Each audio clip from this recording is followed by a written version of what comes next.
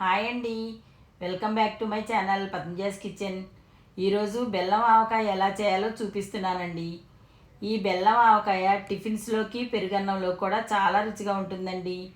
బెల్లం ఆవకాయ కోసం తీసుకునే మామిడికాయలు పులుపు కానీ పీచు కానీ ఉండాల్సిన అవసరం లేదండి. ముక్క గట్టిగా ఉంటే చాలు. ఇప్పుడు దీని ప్రాసెస్ ఎలాగో చూద్దామా.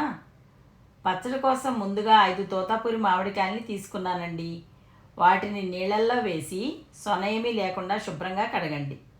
బెల్లం ఆవకాయకు ఎక్కువ పులుపు పీచు లేని తోతాపురి మామిడికాయలు అయితే బాగుంటాయండి.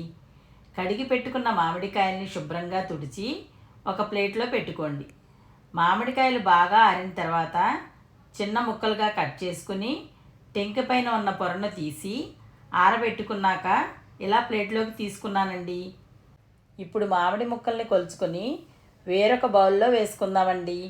ఒక గిన్నె కానీ గ్లాసు కానీ తీసుకొని ముక్కల్ని కొలుచుకోండి. మీరు దేంతోనైనా కొలుచుకోండి, కానీ 8 గిన్నెలు వచ్చేటట్టు కొలత గిన్నె తీసుకున్నారంటే మసాలాలు కరెక్ట్ కొలతలతో తీసుకోవచ్చండి. నాకు ఈ గిన్నెతో 8 గిన్నెల ముక్కలు వచ్చాయండి. ఇలా కొలిచిన ముక్కల్ని వేరే బౌల్లో వేసుకోండి. ఇప్పుడు పచ్చడిని కలపడం కోసం ఒక బేసిన్ తీసుకుంటున్నానండి. ఇప్పుడు దీనిలో 2 స్పూన్స్ తక్కువగా 1 కప్పు సాల్ట్ వేసుకుంటున్నానండి. దానితో పాటు 1 కప్పు కారం, 1 కప్పు మెత్తగా పొడి చేసుకున్న ఆవపిండి, 2 స్పూన్స్ మెంతులు, 1 స్పూన్ పసుపు, గుప్పుడు వలిచి పెట్టుకున్న వెల్లుల్లిపాయలు వేసుకోండి. ఇప్పుడు మనం ఏ కప్పుతో మామిడికాయలు కొలుచుకున్నామో అదే కప్పుతో 2.5 కప్పులు బెల్లం తురుము వేసుకుంటున్నానండి. మీకు ఇంకా తీయగా కావాలంటే 3 కప్పుల వరకు వేసుకోవచ్చు.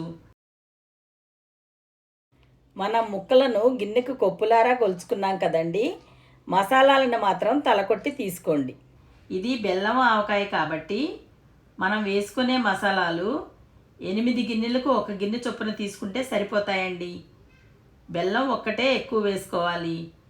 ఇప్పుడు ఈ మసాలాలన్నీ బాగా కలిసేటట్టు కలపండి. తర్వాత ముందుగా మనం రెడీ చేసి పెట్టుకున్న మామిడి ముక్కల్ని వేసుకోండి. ఇప్పుడు 1/2 కేజీ పల్లి ఆయిల్ని తీసుకొని మామిడి ముక్కలపై వేసుకొని ముక్కలకు ఈ మసాలా అంతా బాగా పట్టేటట్టు కలపండి. మీరు ఏ కప్పుతో ముక్కలు కొలుచుకున్నారో అదే కప్పుతో 1 కప్పు ఆయిల్ వేసుకుంటే సరిపోతుందండి. ఈ పచ్చడికి ఎక్కువ ఆయిల్ వేసుకోవాల్సిన అవసరం లేదండి.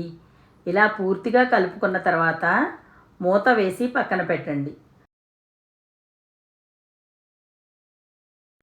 మరుసటి రోజు మరలా ఒకసారి మూత తీసి కలపండి. ప్రతిరోజు పైకి కిందకి ఒకసారి కలిపి పక్కన పెట్టుకోండి.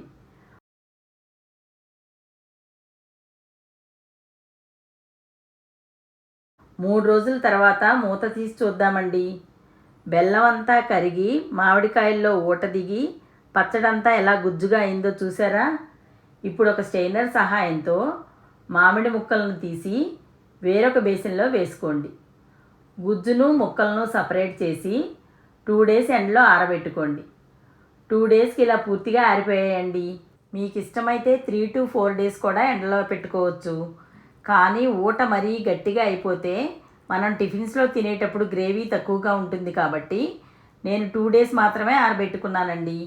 ఇలా ఆరిన ముక్కలను మామిడి ఊటలో కలుపుకోండి. అంతేనండి, దీనికి తాలింపు కూడా పెట్టాల్సిన అవసరం లేదు. టిఫిన్స్లోకి చాలా రుచిగా ఉంటుందండి. దీనిని ఒక గాజు సీసాలో స్టోర్ చేసుకోండి. 1 year వరకు నిల్వ ఉంటుంది. ఈ పచ్చడిని కొంతమంది బెల్లం పాకం పట్టి మరికొంతమంది ఎండలో ఆరబెట్టి ఇలా అనేక రకాలుగా చేసుకుంటారండి.